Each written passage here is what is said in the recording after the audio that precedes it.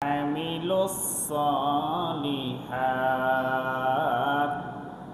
ঈমান আনয়ন করে, ঈমান এনে যারা নেক আমল সম্পাদন করে, নেক কাজ করে, নেক আমল করে,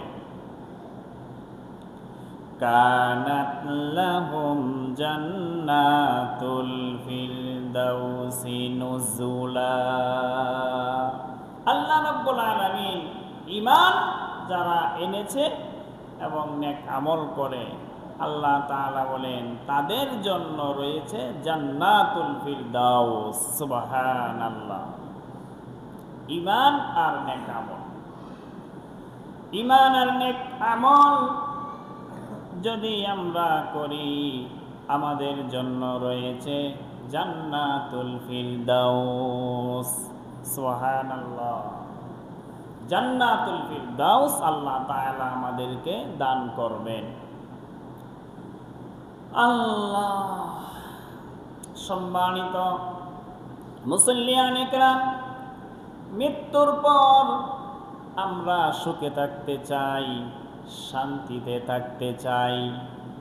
এমন কি যারা ঈমানদার না, তারাও মৃত্যুর পরে অশান্তিতে থাকবে, এটা তারা ভয় করে। যারা ঈমানদার না তারাও ভয় করে যে মৃত্যুর পরে অশান্তি হয় কি না, অশান্তি চায় না। এই জন্য দেখবেন যে হিন্দু ধর্মাবলম্বী যারা আছে, কোনো মানুষ যদি মারা যায় তাহলে তাকে পুড়িয়ে দেওয়া হয়,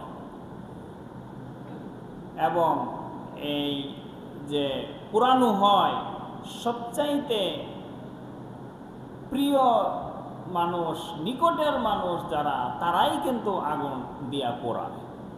তাদের বিশ্বাস হইল সৃষ্টিকর্তার কোনো সাথে ভুল বেয়াদবি হয়ে গেলে এই পোড়ানোর মাধ্যমে সেই ভুল ত্রুটি থেকে পাক হয়ে তারা স্বর্গে চলে যাবে।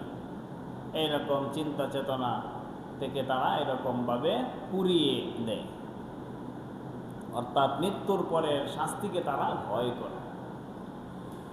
আমরাও মৃত্যুর পরে আমরা চাই আমাদের শান্তি হোক, কোনো আযাবের মধ্যে যেন মৃত্যুর পর আমরা না পড়ে যাই।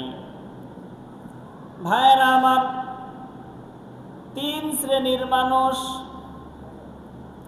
এক শ্রেণীর মানুষ তারা এরকমভাবে মৃত্যুর পরে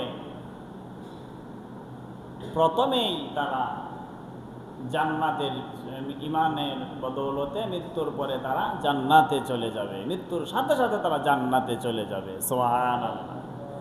আরেক শ্রেণীর মানুষ মৃত্যুর পরে তারা জাহান্নামে চলে যাবে প্রথমেই। আরেক শ্রেণীর মানুষ আছে, মৃত্যুর পরে তারা কেউ স্বল্প মেয়াদি, কেউ দীর্ঘমেয়াদী একটা সাজা তাদের হবে। দুনিয়াতে বিভিন্ন রকমের সাজা হয়, কারো 10 বছর, কারো 14 বছর, কারো 20 বছর, এরকম কারো 5 বছর, কারো 3 মাস, বিভিন্ন মেয়াদে সাজা হয়। এরকম কিয়ামতের দিন ঈমান যদি থাকে, ঈমানদারদের পাপের কারণে এরকম বিভিন্ন মেয়াদে সাজা ভোগ করে এক সময় তারা জান্নাতে যাবে। এই তিন শ্রেণীর মানুষ মৃত্যুর সাথে সাথেই জান্নাতে চলে যাবে, আরেক শ্রেণী মৃত্যুর সাথে সাথে জাহান্নামে যাবে। আরেক শ্রেণীর মানুষ মৃত্যুর পরে বিভিন্ন মেয়াদে সাজা ভোগ করে পরে জান্নাতে যাবে। এই আল্লাহ তাআলা জান্নাত রেখেছেন। এই জান্নাতে যাওয়ার জন্য দুইটা পুঁজি। একটা পুঁজি হলো ঈমান, আর একটা পুঁজি হলো নেক আমল। এই দুইটা পুঁজি থাকতে হবে। এই দুইটা পুঁজি যদি থাকে তাহলে তাদের জন্য রয়েছে জান্নাত। কিছু কিছু নেক আমল আছে, অনেক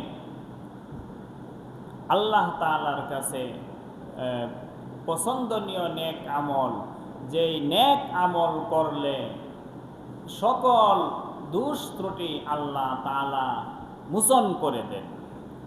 এর মধ্যে একটা নেক আমল হলো এরকমভাবে জিহাদ। জিহাদে গিয়ে যদি কেউ মারা যায়, তাহলে ইমানদার জিহাদ করে শহীদ হয়, আল্লাহ তাআলা তার সমস্ত ভুল ত্রুটি মাফ করে মৃত্যুর সাথে সাথে আল্লাহ তাআলা তাদেরকে জান্নাত দিয়ে দেয়, শহীদদেরকে। সুবহানাল্লাহ। শহীদের অনেক মর্যাদা।